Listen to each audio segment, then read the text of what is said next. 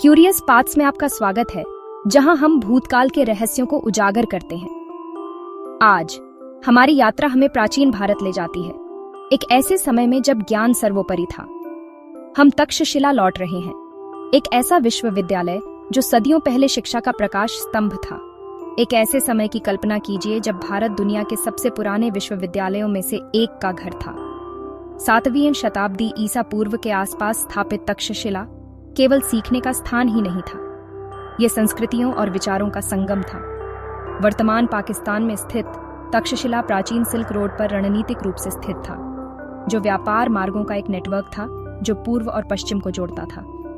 इस प्रमुख स्थान ने इसे बौद्धिक और सांस्कृतिक आदान प्रदान का केंद्र बना दिया। ग्रीस, फारस और चीन जैसे दूर दराज के विद्वान, छात्र और यात्री इस सम्मानित संस्थान में आते थे। वे अकादमिक उत्कृष्टता और विभिन्न प्रकार के विषयों के लिए इसकी प्रतिष्ठा से आकर्षित थे। तक्षशिला विश्वविद्यालय शिक्षा के प्रति अपने अनोखे दृष्टिकोण के लिए प्रसिद्ध था। कई प्राचीन संस्थानों की कठोर प्रणालियों के विपरीत तक्षशिला ने एक लचीला पाठ्यक्रम प्रदान किया जो व्यक्तिगत रुचियों और आकांक्षाओं को पूरा करता था। छात्रों को दर्शन, गणित, खगोल विज्ञान, चिकित्सा, युद्ध और यहाँ तक कि तीरंदाजी और लेखा जैसे विषयों की एक विस्तृत श्रृंखला से चुनने की स्वतंत्रता थी। विश्वविद्यालय ने उस समय के कुछ सबसे प्रसिद्ध विद्वानों को आकर्षित किया।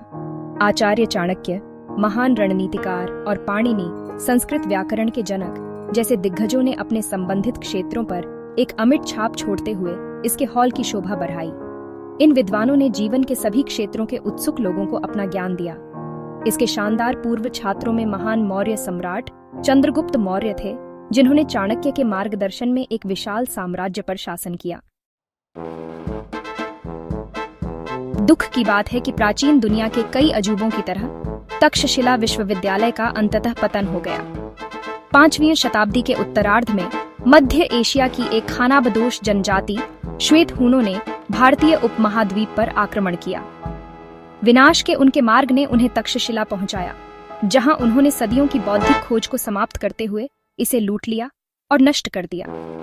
तक्षशिला का विनाश भारतीय शिक्षा प्रणाली के लिए एक विनाशकारी झटका था। विश्वविद्यालय भारत के बौद्धिक कौशल का प्रतीक था और इसके नुकसान का देश के सांस्कृतिक परिदृश्य पर गहरा प्रभाव पड़ा।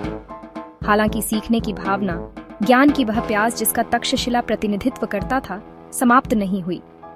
यह उपमहाद्वीप में उभरे सीखने के अन्य केंद्रों में उज्जवल रूप से जलती रही, ज्ञान की लौ को जीवित रखे हुए। तक्षशिला विश्वविद्यालय भले ही समय की रेत में खो गया हो, लेकिन इसकी विरासत हमें प्रेरित करती रहती है। यह भारत की समृद्ध बौद्धिक विरासत की याद दिलाता है, ज्ञान की शक्ति और सांस्कृतिक आदान प्रदान के महत्व का प्रमाण है। हालांकि इसकी भौतिक संरचना खंडहर में पड़ी है, तक्षशिला के आदर्श, ज्ञान की खोज, जिज्ञासा की भावना और विविधता को अपनाना हमेशा की तरह प्रासंगिक है। जैसे ही हम अतीत से वापस यात्रा करते हैं, आइए हम अपने साथ तक्षशिला की सीख को ले चलें। आइए हम आजीवन सीखने वाले बनने, नए विचारों को अपनाने और दुनिया के सामूहिक ज्ञान में योगदान करने का प्रयास करें।